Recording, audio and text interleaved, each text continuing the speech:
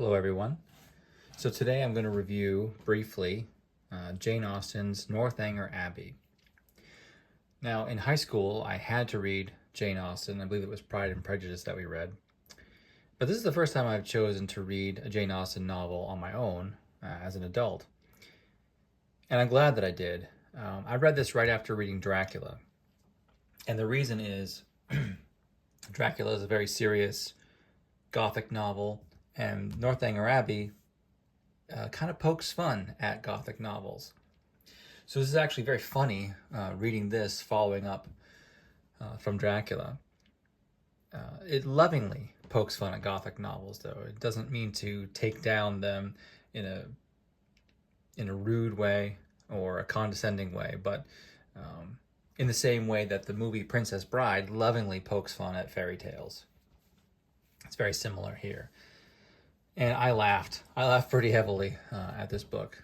Very good book. And what I've discovered about Jane Austen's novels is I had always thought that they were meant to be read only by young ladies, that they would enjoy these books, that they're only written for them. Well, that's not really the case. Jane Austen is for everybody, and men need not feel self-conscious about reading her novels. So Jane Austen, she writes really good Christian stories. And I think that when people are looking for good Christian literature, I think you can look to Jane Austen's work and enjoy it as a Christian and see Christian themes in it. And Northanger Abbey is fun in that way. It does have some Christian themes, of course, and it also has a lot of humor. Jane Austen is a master at, or I guess that would be mistress of sarcasm. She enjoys sarcasm, and she injects sarcasm into her stories in the way that only an English writer can, right? What is it with the British and their mastery of sarcasm? Well, Jane Austen is no exception to that. Very good writer, well-constructed story. This is actually a pretty quick read.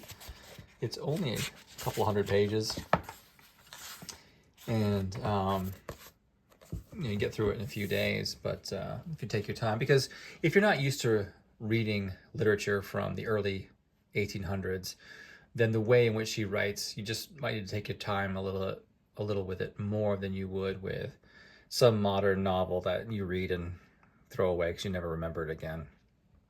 There's a little more to this than that.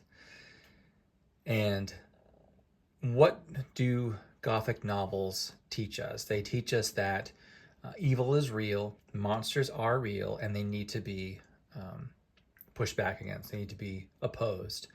And even though this is very comedic, this story, there is that element that the heroine learns that monsters are real and they need to be fought.